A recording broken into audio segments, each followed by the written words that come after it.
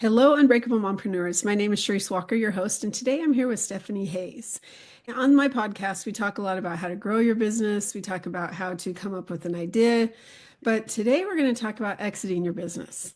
And so we talk about, well, you might not even have a business yet, or you just started. Why do we need to talk about exiting? So without further ado, I'm going to introduce you to Stephanie. And Stephanie, why don't you introduce yourself and then answer that question? Why? Oh, wow. Okay. Yes. Hi. I am Stephanie Hayes. I am a business strategist and I work with small business owners who are looking ahead, right? And they are wondering, what am I going to do from here? I've been in my business 5, 7 years, sometimes longer, and I don't really know where I go. And I want to help people understand that there is a possibility for you to exit your business in lots of different ways and shift your focus from how do I get the next round of income in to what am I building? What assets am I building inside my business that can eventually make my business more valuable or give me something that I can eventually sell? Yes. And offline, we were talking about it. Just recently, I've talked with two different people who just shut their businesses down. And I'm like, oh, why didn't you sell it? You could have sold it. No, he's the face of the business. All his clients know who he is. And so because he's retiring, we just shut it down. And I'm like, oh my gosh. And so what do you say to somebody like that? Oh, come back, come back. I think that's the conversation that I've been having a lot with people these days is that they don't realize that there are opportunities for them. I just bought a business 2 years ago that was a personal brand. So there's absolutely, like, there are marketplaces where you can sell pretty much any type of business and there will be people who can buy it. And so, yes, you can absolutely sell a personal brand and there is stuff that you can do. And that is what I'm working with my clients on right now is how do we sort of move to a place where we neutralize the business and neutralize the brand or you do you do some preparation to make sure that all of the stuff you've built inside your business that is associated with a personal brand can eventually be sold or transitioned. So there are lots of different strategies. I don't work with people who are like, oh, I have to sell my business right now. We're looking ahead and we're thinking 3, 5 years, 7 years, 10 years down the road. What do we want to actually do? And let's build the strategy now. By trade, I am a business model designer. I am a business architect, and I do that with the corporate world and I do that with small business owners.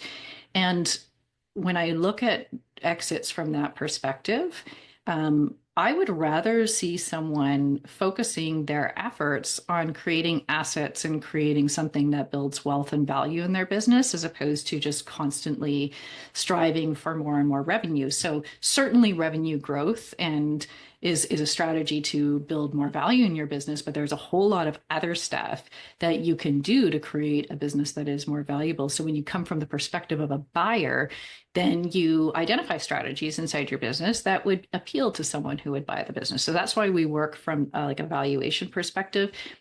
Even if you're not going to sell for 10 years, start with a valuation perspective, and that shows you all the places because you do a risk adjusted valuation that shows you all the places that there opportunities for you to improve inside the business in terms of like specifically that valuation focus or where there are opportunities to grow. And then we build out an exit strategy where we identify assets that you could focus on inside the business and build out that you could either sell individually or you could sell as a full package. You can sell the whole entity, or you can take an operational exit, which means, as parents, we're always looking for legacy. We're always looking for what we're going to pass on to our kids, or is that an option for you? Or sometimes you can pass it on to one of your team members, or you can, pass it on to someone who comes in as an operational partner. But there's lots of different ways to take yourself out of the business, give you more rest, give you more, and that's what we do with a number of my clients is they all get to choose their own exit strategy, whether it's an operational exit or a sale or an asset sale, or there's other options as well. So lots of different opportunities. I wish people knew that they existed and that they all have assets inside their business that they've created right now that they don't recognize. I'll send you the link, but there's a little PDF I've got of 9 different types of assets you can build inside your business that you might probably have already. And that's valuable. Those are all valuable to a buyer. That is so much information. And I know. Sorry. No, you're this expert that, I mean, some of the words that you've used, I'm like, okay, wait a second, and that's a lot. So how did you get into this? Because I don't think 90% of business owners probably are aware of some of this stuff. So how did you get into it? Um, I I have done a lot and been in the sort of startup and entrepreneurial world for basically my entire career. I am a business model designer, and so I always think about how does a business look as a system, right? And how are we tweaking all the different parts of the system? And that changes and that evolves as you go. And just over the years, that's been the place that I've sort of lived, is teaching people how to look at their businesses as a system and, build a business model that really works for them and is aligned to who they are as individuals.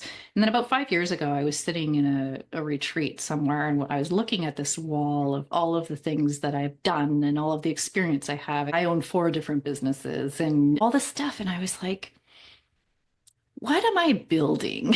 Right? I just keep going and getting more clients, but what am I actually building? I lost my house in my divorce, but I can't get back into the real estate market here. Probably not, because it's astronomical. So what else could I bring into my life that would be an asset like real estate would be? And I started to think, I really want to build businesses. I mean, that's my core skill set. And I've been around the block. I have done every single different type of thing inside of a business. I've been a student of business. I have a master's degree in basically entrepreneurship. And so how can I actually turn that into something? And I started to think there was this program that we were in, which teaches people how to buy these little websites. Like, there's some guy over in, wherever it is in the world that has a different economy than we do. And he creates a little site that gets some traction and traffic on a certain domain, and then he sells it for $500, and someone buys it for $500 and then develops that out and then sells it for 6,000, and someone buys that and, develops it out. And so everybody has these different skill sets in the lifespan of a business. So it got me thinking, and I was thinking, all of my clients, all the people that I work with, they've all got sellable businesses. Now, whether you're going to sell it for $500 or 500,000 or 500 million, that's the question, is how do we take that business as an asset and build the value? And so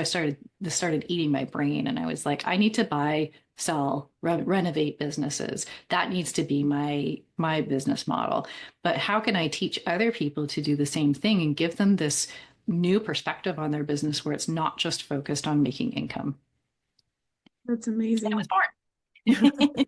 That's great. And I think that that's part of how you get into business as well, is you look for what people need and how do you, here's a problem, and you create a solution and you get into it. And I really do think that as women, especially because that's who this audience is, that we start this business thinking it might be a side hustle, or it's a hobby, or it's my livelihood. I've got to make this work. But then you might get tired, or you might need to move on to something else, or for whatever reason. And I know a lot of people that they just shut things down. And so um, when somebody contacts you, what are some of the steps, or how long does it take to work with you to get through to where they are prepared and they've set up their business so that they could sell in a couple years?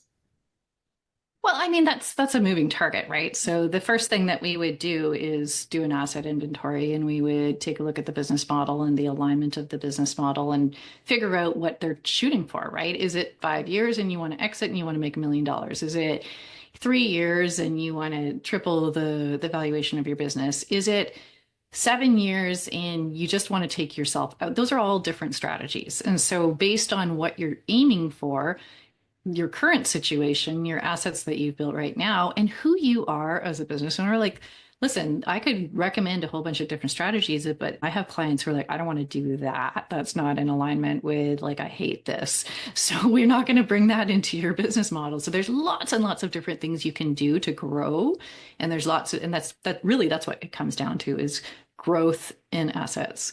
And so we build a roadmap for them and we build a strategy for them. And then with my higher level clients, what I will do is I'll start working with them, and we do a 12-month work together. And my little superpower is that I can see the strategy and I can build the strategy, but I can also see how to execute that. So I'll work with them on being sort of their shadow CEO and work on the execution part and manage their team and take them out of all the stuff that doesn't really like light them up and doesn't allow them to step into growth.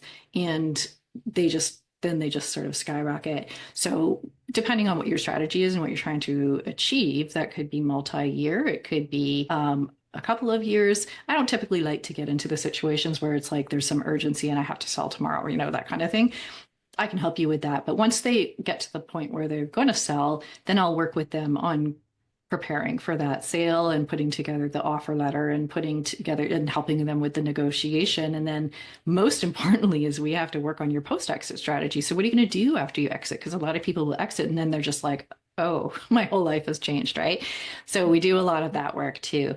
So there's that whole continuum. But even if you are in a business and you're like, what, I'm really happy with my little lifestyle business and that's okay, but I do want to shift my focus. And I have a whole group of people who are like this, where they know that they're never going to build some empire, but they don't care so much to grow astronomically, but they have shifted their thinking now. So all of the strategies that they're investing in and that they're putting their time and energy into are in the service of creating more value inside their business, creating those assets, shifting their thinking, from services to productized services, or from, a more leveraged business model, or maybe they're going to create some products or whatever. Everybody's a little bit different, but all along the spectrum, even new startups should be thinking this way and thinking in terms of assets as opposed to income.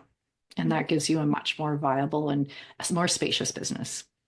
I like that. Let's bring the mom topic into this. How does this affect moms specifically when they're getting ready, when they're building their business and they're getting ready to sell?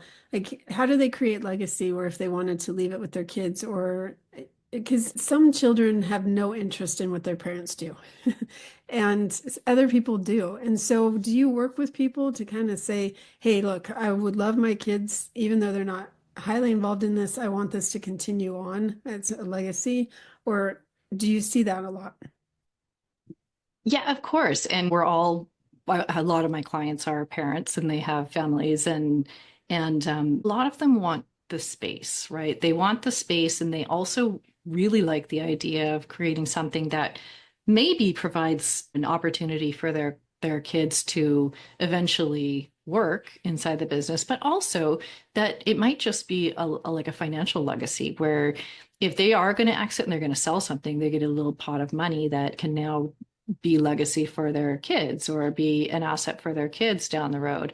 So there's lots of different, like, again, it really comes down to everybody's personal circumstances, but whether you're looking for spaciousness, whether you're looking for something that gives you a little bit less like anxious urgency, or whether you're looking for something where you want to bring your family in, or whether you're looking for something that a little nest egg for your kids, I think thinking in terms of an exit and being very intentional about what you're building, like that's really that shift is that into that intentional momentum, as opposed to just, it feels very unintentional for a lot of people when they're just sort of chasing income, right? So I think that I'm probably shooting myself in the foot on this one, because you're probably going to say it because this is what we've been talking about. But knowing that you've seen from beginning to end of a business, like that whole business life cycle, what is one piece of advice that you would give business owners that you wish you would have known when you start a business that you know now? Like, it's never too early at all to start thinking about your business as something bigger than what you are probably thinking about it as right now.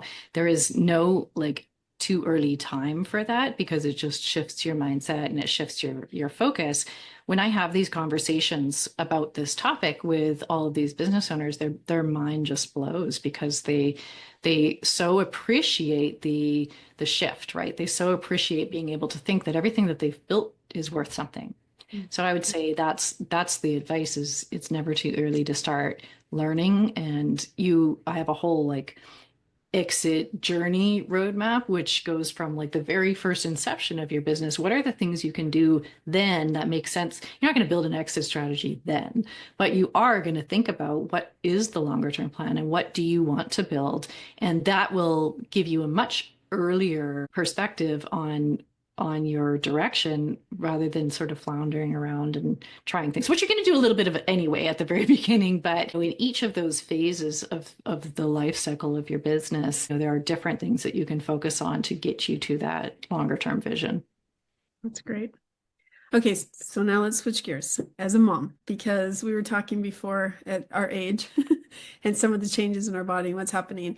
And so we've seen the gamut. We have children that are a little older. Yours are a little younger than mine. But I want you to think back of the time where you're just sitting on a park bench watching your children. And now you have wisdom because you've seen your clients have children who, you've seen it all and you've seen what's happened. And I want you to think about as this 9-month pregnant woman comes and sits next to you and she starts talking to you. And you just like, she's a mom, she's excited, she has all this stuff. And you see, because you have wisdom from seeing your own children as well as your clients and kind of the circle of life, I guess is what I'm trying to say. What is one piece of advice that you would give that mom if it could be anything about motherhood? Protect your time, right? I started my first real business a month before I gave birth to my daughter. So don't recommend that. I gave birth to my son after, 2 years later in the hospital, and I was working in the hospital. Like I got myself into a position where there wasn't an option for me not to work. I was the sole breadwinner and I was, just running myself ragged in about 12 different directions. And I lost my childhood with my kids. I will never get that back. So I would say protect your time and stay away from all of the self-judgment and all of the places where you're going to be bombarded with all the things that you should do. You've got to design that lifestyle. You've got to design that your work life around what's critically important to you at this particular phase in your life. And as a mom, that's oftentimes like the time and the attention that I get with my kids. And that just you don't get that back, right? So I would say protect your time and make that your most valuable asset and figure out how you can build your life around that and your work life. That is phenomenal advice because I too was the breadwinner for the first 4 children, and it was hard. Luckily, I got out when my youngest was 3, and so he knows a different mom than my first 2. And I feel bad because that time, like they've had to learn to rely on themselves. And I remember my number 3, like from the time she was in 6th grade, she packed her own lunch. She got herself up because I wasn't able to do those things. And so she's very self-reliant, which is great for her. But it's taken some time to try to build a relationship because she couldn't rely on mom. And that was heartbreaking, So I think that that's great advice. Yeah, my kids had their dad, like he was a stay-at-home dad, and so they always had him around, but it was at the risk of my relationship with them. And I was away all the time and I was working all the time and I had to, and we live like a good distance away from the city, and so it's an hour in, an hour out. And so I just spent all my time in a car. I didn't know who my kids' teachers were. I didn't know who their friends were and all of that sort of thing. And that just really killed me in it. Really building my relationship with them now, and that's a lot easier to do as an adult and as they get older. But yeah, there was a definitely deficit back in that time. But my kids also grew up to be quite independent, and I wanted them to be able to make their own lunches. But yeah, like that element of caring and that element of being around. I remember my son, I think he was like 6 or something, and they asked him to make a little Mother's Day book or something and with little drawings in it. And one of the things they had to fill out was, my mom really likes to. And his answer was, work on your computer and drink wine. Yeah, I Proud know. moment, right? Like, he saw me just working all the time and he thought that's what I like to do. And that felt kind of crummy for sure. But also I've been able to model for my kids that you can be independent, you can build for yourself. My daughter's built her own little business here, and she's making way more money doing it than she would working at the grocery store or whatever. And so she just had the permission, and she knew that that she could. So in a way, I kind of like that. But yeah, I would love to get that time back that I had the But I think opportunity to you do the best with what you have at the time, do. right? And Of course. so, and it is opening, but your son, you got several years left with him to be able to build that. And so, I mean, kids, do they remember everything from a childhood now? Teenage, that's a little different, but as time goes, they kind of forget that too. And the times that you are there, those important times and the dates. And I think I'm speaking more to the moms listening right now, but if you're in a position, because I was there too, I was the breadwinner. My husband stayed home, but he wasn't really there. So my kids, I would hear from the neighbors, oh, do you know what your son was doing today? And oh, did you know this or that? And I'm like, wow, this is not, hey, how are you? I don't need this right when I say hi to you. And so there was a lot of guilt, but at the same time, you're doing the best you can with what you have and call on your army of helpers and people and make time, like go on dates with your kids because they're going to remember those times that, and that's how you're going to build a relationship if you can't be home. Yeah, I think now it's been really interesting to see the relationship develop because my kids are both teenagers. My daughter's turning 17 shortly, and my son is 14, turning 15. Mhm. And the amount of engagement and one of the things that I've really sort of noticed, especially with him now, is that I need to know him. And Yeah, that's a huge value that I have that I feel like I haven't given him. And that's been like the focus now is to know him as an individual and know him as a like a grown up almost because he needs to feel very, very much like he matters, right? And so it's been a very different exercise now to engage and attach to your kids as they get older than it was when they were toddlers. it is so true. I had that conversation with my son yesterday because he's getting ready to leave for 2 years where I get to talk to him once a week, right? And I said, son, like, I want that time with you because he's not going to come back, nor should he after he leaves. And he's 19, so he'll be what, almost 22 by the time he gets back. And it's like, I need a relationship with you where I want you need to be able to feel like you can come to me with things. And he's one of those, granted, he's special needs. And so he doesn't always comprehend things, but he's just used to doing things on his own because he thinks he has to. And I'm like, I'm here. I'm here. Like, ask me questions. Ask me if you don't know how to do something. I'm happy to help. And so for him, it's like trying to build a relationship. And it is hard. It's hard sometimes when, like I told you, the first two were super, they were twins. They were super needy. And then there's these two, and then I had these two at the end, and they were obviously babies. They couldn't take care of themselves at all. So these two right here, they got sandwiched and they learned to rely on themselves. And because the twins took a lot of time, and then we had babies. And so when they moved out, it's like, okay, hello, we're here, but they're like, yeah, we're used to being on our own. And that was hard. It's And taken I some think that's work. that's an important thing to also distinguish is that your two kids are gonna your three kids, your five kids, whatever you have, like they're each gonna have a different experience. And when we constantly try to paint the experience that our second or our third or whatever has with the first, like that was the expectation, we always end up in this place where we feel like we haven't done our jobs, right? And I look at my son now and when I've taken this perspective of like, I need to know you as an individual and I need to know you like he's got some neurodivergence and we're trying to figure that out right now. And he needs different types of support than my daughter did. And when you start to get to know them as little individuals, all those things start to become very clear. But it means we have to invest the time. And, I work full time on 4 different businesses. And we've taken him out of school because he's got some challenges. And that means, every week I have to sit down and also school him and because I seem to be the only person who can help him actually learn and make progress. And it means our relationship has changed. And I really like it. But our relationship has now been built on vulnerability.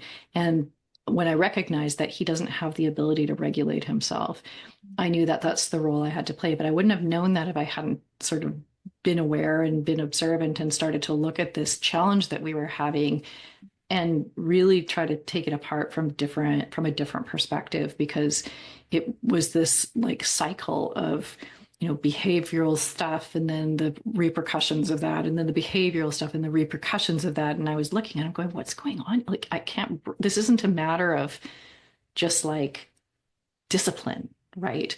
And that's what a lot of sort of traditional parents would judge on, and would tell you, oh, you have to discipline your kid.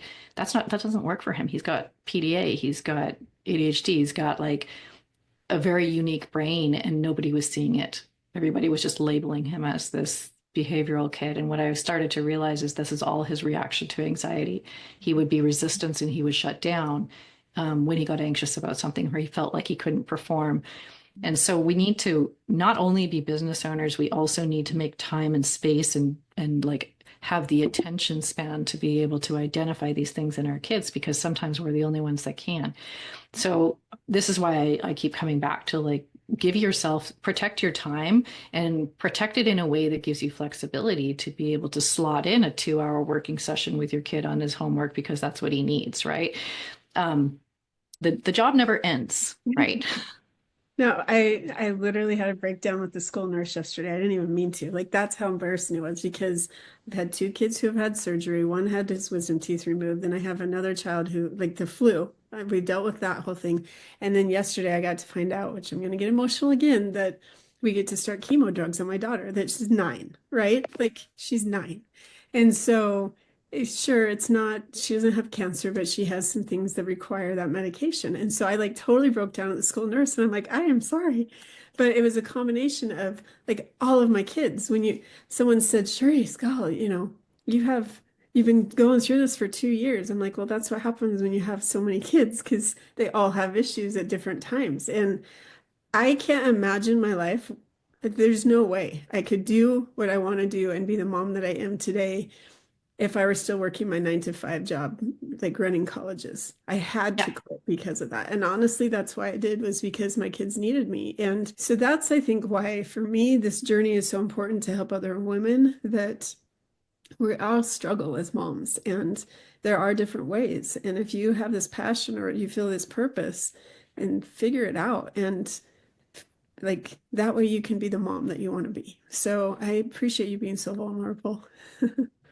Yeah, I can say the one thing that has drastically improved my life is the willingness to be vulnerable and to be able to look at yourself in a really, really critical way.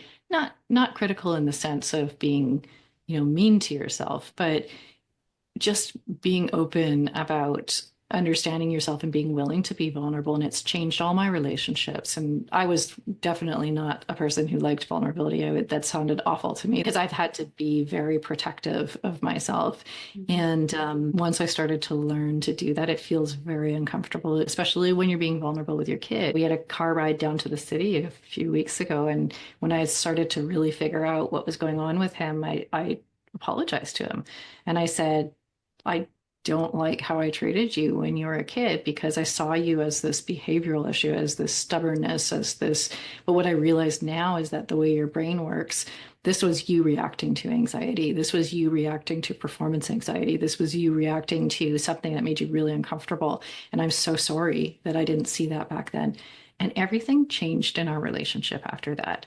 He started to agree to go and get treatment, and started to agree to go get assessments when I couldn't get him to before. And that's going to open all sorts of doors for him, because I feel like I know what he needs now.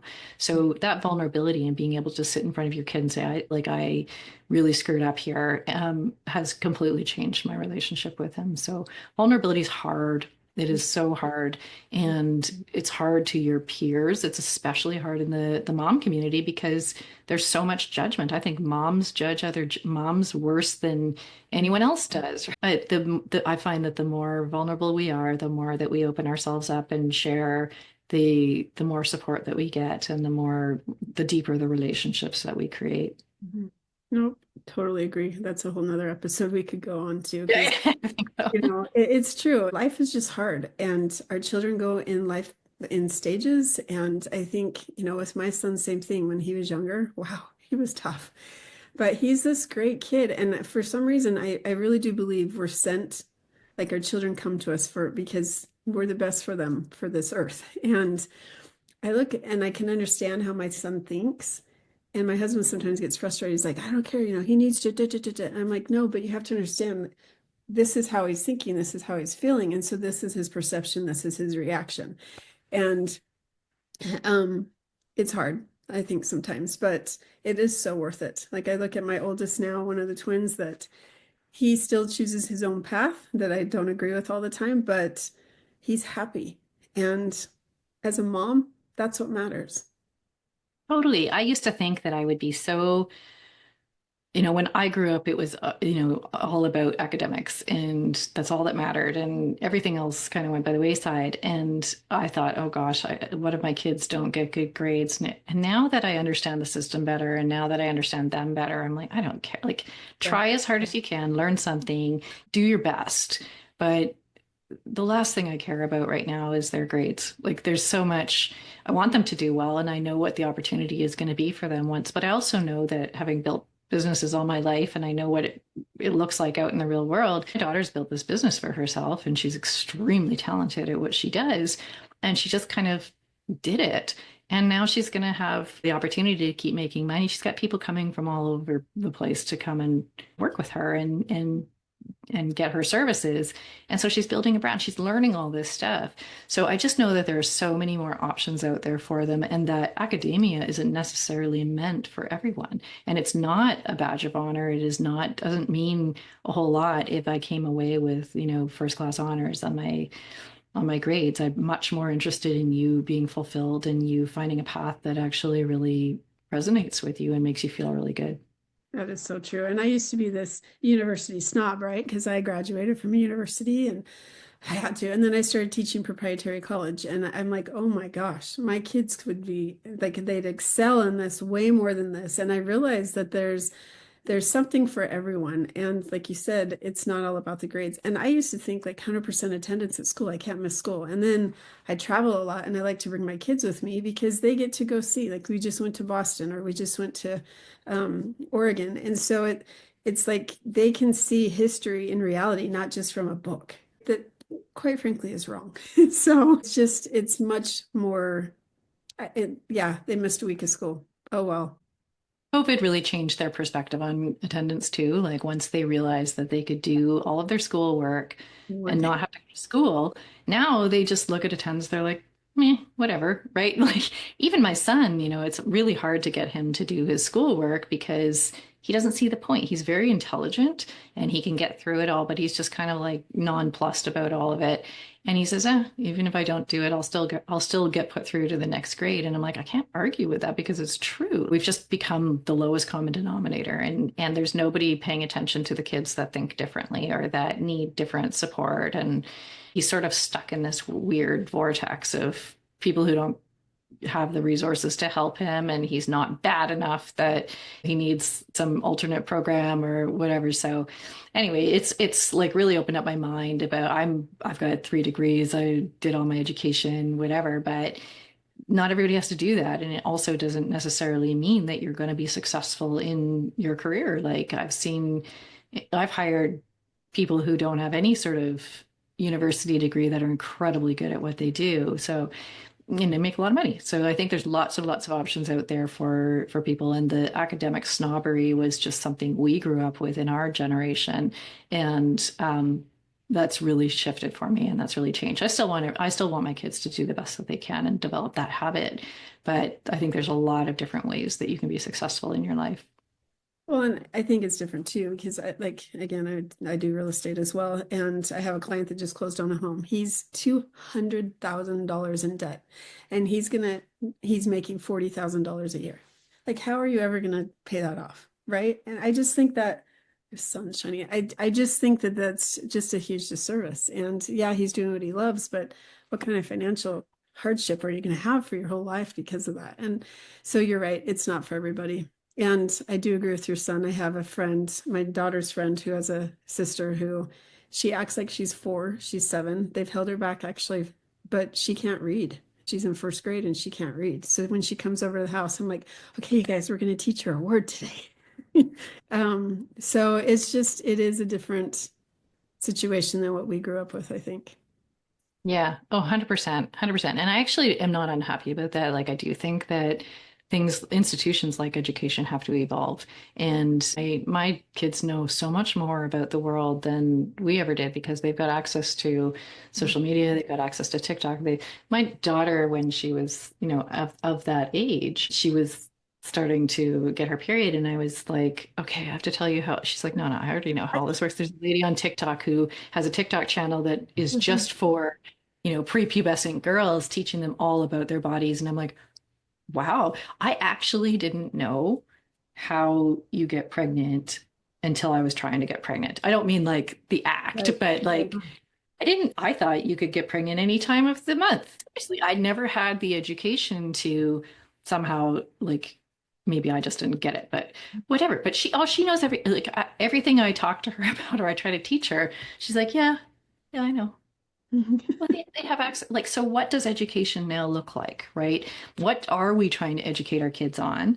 And what does an educate? I think it needs to be preparing them for, you know, being being custodians of their own lives and figuring out what that means for them and that they have all these different options. And it doesn't mean I just go to university, I get a degree, and then I go and get a good job in the government. No, my kids would hate that, right? They would absolutely, because they've been grown up, both their dad and I are entrepreneurs and work independently and that sort of thing. So that's their expectation and that's what they've come to know. So everybody's got a different path and the experiences that I can give them are so much more important than get my son through social studies. And I was like, okay, what do you want to learn next? Do you want to learn about colonialism? Do you want to learn about geography? He's like, who cares? He's like, none of that matters to me. I don't care. And I'm like, all right, okay, I can't answer that question for you why you should care. Right? So we'll focus on the things that I can actually get you to do. Or math. Like my son can do it in his head. 100% on every single test. He can do the problem literally in his head and he's right every time. But he failed math because he wouldn't do the homework. It would literally take, if there were 18 questions, it would take 18 hours. And I'm not over exaggerating, multiple times. And so I'm like, you cannot, this is killing him and it's killing me and it's affecting my entire family because I'm sitting here with him like for a week at a time. I said, there's got to be a different way. Nope, he has to turn in his homework. I'm like, no, that's not, you're not serving people. But my daughter, his sister or twin, that she had to do every single problem and she still didn't understand it. So I really do think there's something for different people. And again, get me on a soapbox, but we won't, because I think that you are advocating for your son. I think it's fantastic, and I congratulate you for that because he is going to have much better experience than he would have going through traditional school, I'm sure. We'll see. We'll see. He wants to go to the high school next year when he is in the high school and it's right, underneath my place. So maybe he'll come and stay here. He lives with his dad full time and that's fine. We have a very good relationship and we are at each other's houses all the time and what have you. His dad's going through chemo right now. And so it's been that's been another element. And that's what you have to constantly be aware of is like watch for these kids and how that's affecting them and what it means to them because they're all very pragmatic and they sort of respond how we respond. And so if we just stay kind of neutral and like, what's the next fact? What's the next fact? What's the next fact? They tend to sort of follow that too. So there's a lot of balls to keep in the air. There's a lot of awareness that we need to remain conscious of, and it's always changing. So we'll see what happens with him. But I feel like there's this balancing act of becoming too overly concerned about it and trying to really structure the whole scenario, but also just giving him room to be like, you know what, figure yourself out. And for him, it's very much about him making the choices. He's got PDA. It has to be his idea. And then he'll get behind it, but for like a 12 minutes and then it'll be something else. But he's also very good at math. And so he has a math tutor and he works with his tutor on math and that seems to come pretty naturally for him. So I don't know, we'll find his way. He liked history, but he's very uninclined to go and, do anything more than what he absolutely needs to do. So So, ask me next year. We'll see. yeah. So what is PDA? Because I just know public display of affection. So what is PDA? Oh, no, that's not at all it. pathological demand avoidance. And so in the UK, it's considered as part of the spectrum. I sort of think in a few years, my partner said this to me, that we're all going to be figure out that we're all somewhere on the spectrum. But in the UK, it's considered part of the autism spectrum. But basically, it shows up as extreme resistance always to everything, to a point where it's not normal, right? Like and what it is it's a safety thing for him. So when he is confronted with something that causes him anxiety, or that he doesn't know the answer to, or that he is it feels like not right in his body, he will resist. And so he has no logical reason to, but like just things that are just don't even make sense. My husband texted me the other day, and he says Hayden's punching holes in the wall and screaming in his room. And I called him and I was like, what's going on? And he showed me his hand. It was all bleeding. And I said, what happened? Like, what set you off? And he said, well, my teacher sent me an email and asked if I wanted to meet on a weekly basis if I had any questions or anything like that. I said, that's a really big reaction to something very mundane. And he's like, yeah. And I said, well, what was that about? And he says, I don't know. He goes, you know as much as I do. So that sort of triggered me to really realize like there's something else going on in his brain. And so this, like anything that feels like a demand, anything that feels like he's being put in a position where he has to make a decision, or he gets completely bowled over by anxiety. And I think it's also about performance. So when he feels like he has to do something right, or he has to perform in some way, he'll just shut down. So the way that you have to deal with that is changing your language, being conscious of it and being aware of it. I've told him about it, and he says he seems to think that feels right. And and so just helping him manage the anxiety. He also has very, very little ability to regulate himself physically. And so he will just spin up into these like almost a rage and almost like psychosis, because he just can't regulate. And so you have to sit with him and hold his hand. You have to be this calm presence for him, because he can't do it for himself. He has executive functioning disorder. He's very intelligent. He is very funny and very charming, but extremely shy around people he doesn't know.